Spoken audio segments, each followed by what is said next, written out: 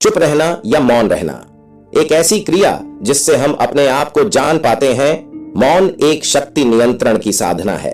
मौन से हमें आत्म केंद्रित व्यक्तित्व की प्राप्ति होती है और यह मौन भी दो प्रकार का होता है, एक बाह्य वाचिक मौन और दूसरा आंतरिक मानसिक मौन।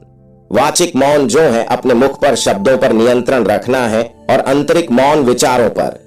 यह आंतरिक मौन जो है ध्यान मेडिटेशन से, मानसिक जाप से, अजपा जाप से सिद्ध होता है। साक्षी भाव में रहने के अभ्यास से, आत्मज्ञान के अभ्यास से आंतरिक मौन सिद्ध होता है।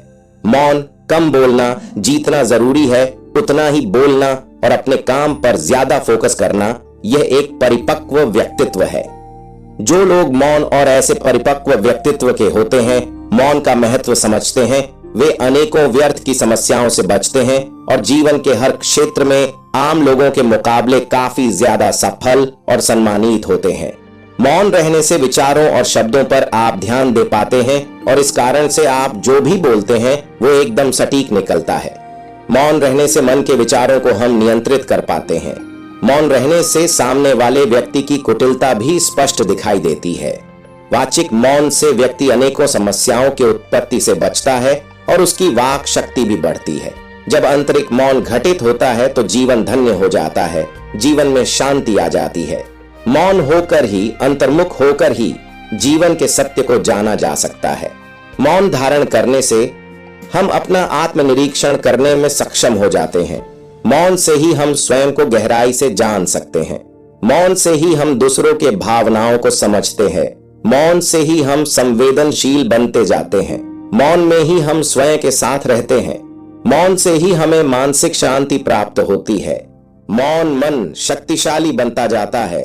मौन मन ही सृजनशील विचारों को ग्रहण करने में सक्षम होता है। मौन रहने के कारण कुछ समय के लिए हम हमारे आसपास हो रहे शोर से दूर हो जाते हैं, जिसकी वजह से नकारात्मक ऊर्जा हटाने के उपाय छटने लगती है और मन में शांति और सकारात्मक विचारों का संचार होता है।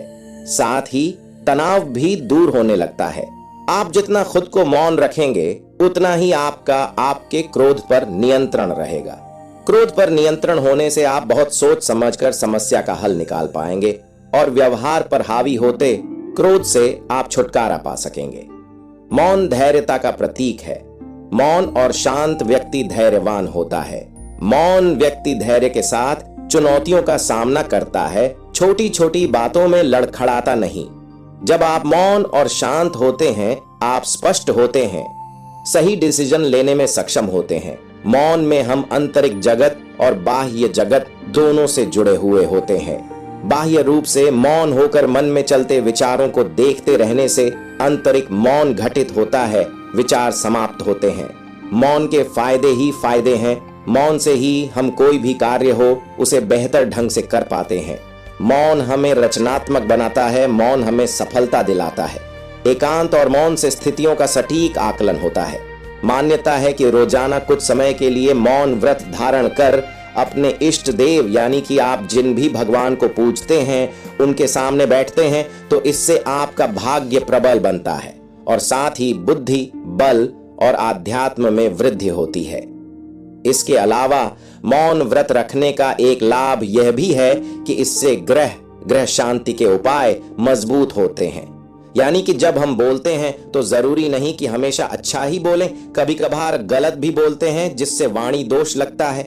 मौन व्रत इस वाणी दोष को दूर करता है और वाणी दोष के कारण ग्रहों का पड़ी आने वाला दुष्प्रभाव भी दूर हो जाता है। इसलिए पौराणिक काल में मौन व्रत को इतना महत्व दिया जाता था। यह आंतरिक और बाह्य मौन व्यक्ति के लिए दोनों भी जरूरी है। जब आंतरिक मौन सिद्ध हो जाता है, जो व्यक्ति आत्मज्ञान को उपलब्ध हो जाता है और बाह्य मौन से अनेकों समस्याओं से बचता है। मौन जरूरी है। दैनिक अभ्यास से मेंग को प्राप्त किया जा सकता है। तो दोस्तों, ये जानकारियां को कैसी लगी कमेंट में जरूर बताइएगा और चैनल पर नए हैं तो चैनल को सब्सक्राइब जरूर कर लीजिएगा। फिर मिलते हैं अगली वीडियो में, तब तक के लिए नमस्कार होता है।